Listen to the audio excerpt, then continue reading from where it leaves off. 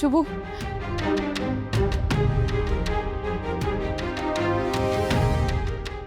शुभू, अरे सांग ना, कसे आहेत बाबा? काय म्हणाले ते? बरे आहेत ना ते? तू भेटलास ना त्यांना? सांग ना शुभू. शुभू बोल ना, मी काय विचारते? कसे आहेत बाबा? बोल ना. साहेब त्यांची तब्येत जरा काय झालं त्यांच्या तब्येतीला? तब्येत जरा त्यांची ठीक नाही. शुभू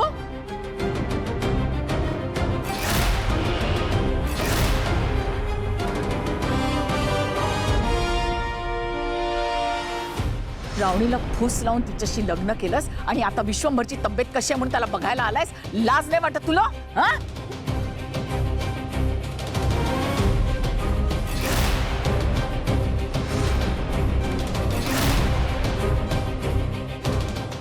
अहो साहेब, तुम्ही कशात? साहेब बाहेर या. साहेब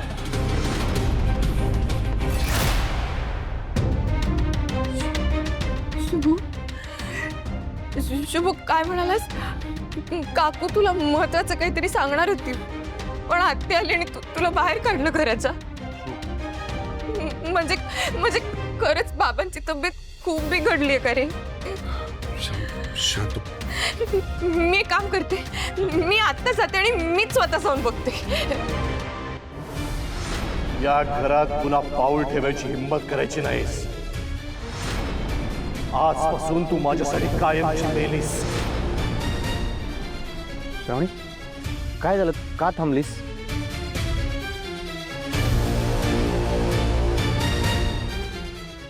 मी नाही जाऊ शकणार, ते मला नाही भेटणार.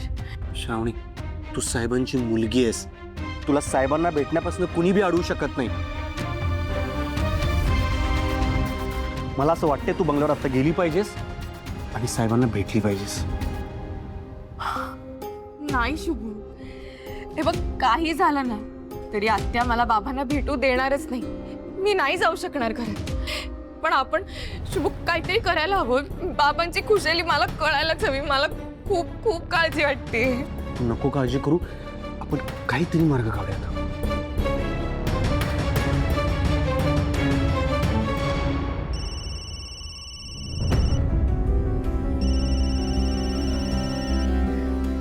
शुभू,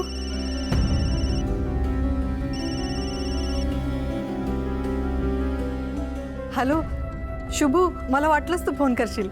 काकू, मी श्रावणी बोलते. काकू मला सांग ना, बाबा कसे आहेत ग? श्रावणी, ते बाबा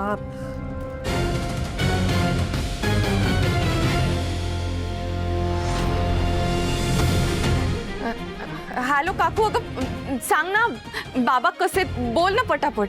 श्रावणी, तू इथे फोन का केलायस? आत्या.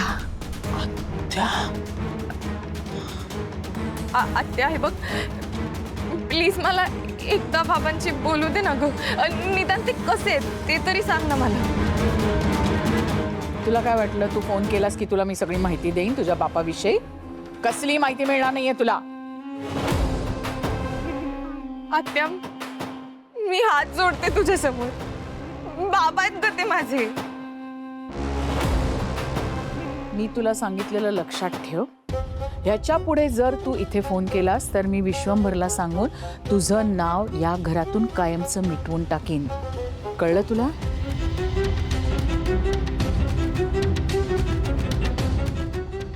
Hello hello.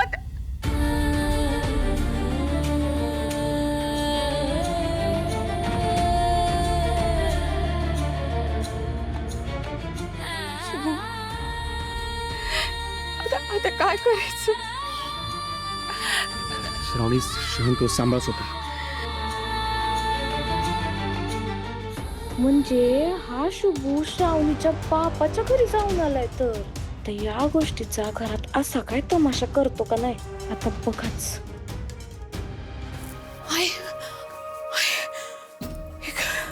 काय झालं? काय वाघ बिग लागलाय का माग? वाघ नाही आई, तुझ्या सोन्यानी स्वतःचे खरं रंग दाखवायला सुरुवात केली बघ. म्हणजे आता काही नवीन प्रताप केला का काय तिनं?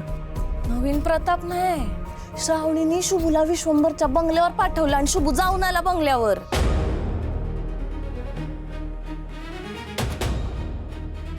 काही आम्ही सांगतो या पोरीचा ना नक्की काहीतरी प्लॅन असणार म्हणून पाठवलं असणार शुभूला. काही अख्ख्या घरावर ताबा मिळवेल का ही पोरगी आणि मग तुलाच बाहेर काढून टाकल अख्ख्या घरातनं. आई तू आमसनी सांग आपला शुभू कधी असं गेलाय कुठं अपमान झाल्यावर परत लगेच त्यांच्या घरात. पण आता गेला श्रावणीच्या एका शब्दावर विश्वंभर साहेबांच्या बंगल्यात जाऊन आला पोरगा.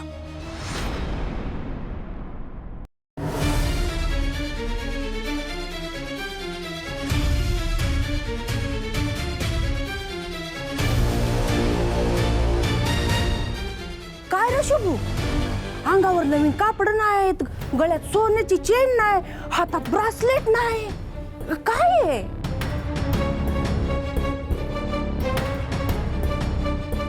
काय बोलालीस कारभारने?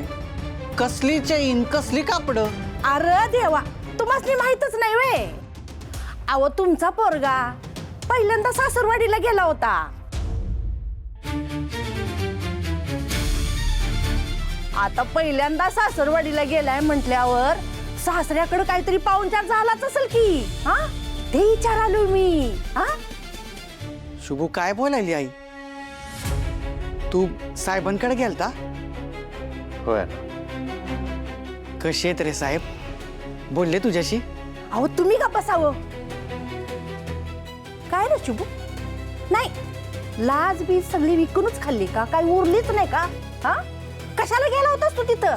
हा त्या श्रीमंताच्या दारामध्ये काय भीक मागायला गेला होतास? आई, अगं तोंडाला ते काय बडबडत सुटल्यास? गप्पा बस. मग काय बोलू दुसरं? सांग की काय बोलू?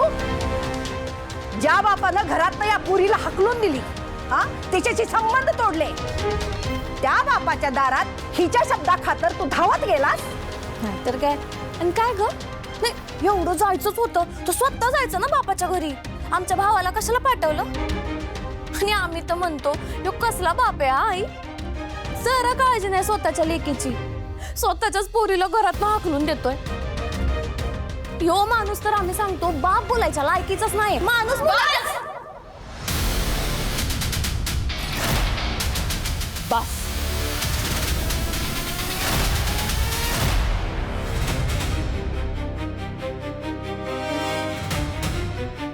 तोंड सांभाळून बोलायचं.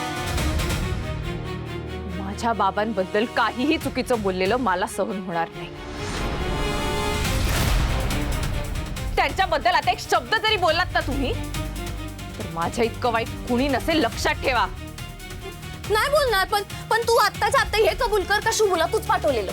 हो, मीच पाठवलं होतं शुभूला बाबांकडे. बघ बोललेलो का नाही आई आम्ही? हिनेच पाठवलं, स्वतःच्या तोंडाने कबूल करायला पोरगी. बघ आता. का गे, का पाठवलंस? कुठल्या अधिकारानं पाठवलंस? हो सासूबाई, माझ्या बाबांची तब्येत कशी आहे, ते बरे आहेत काय हे बघायला म्हणून पाठवलं होतं मी शुभूला तिथे.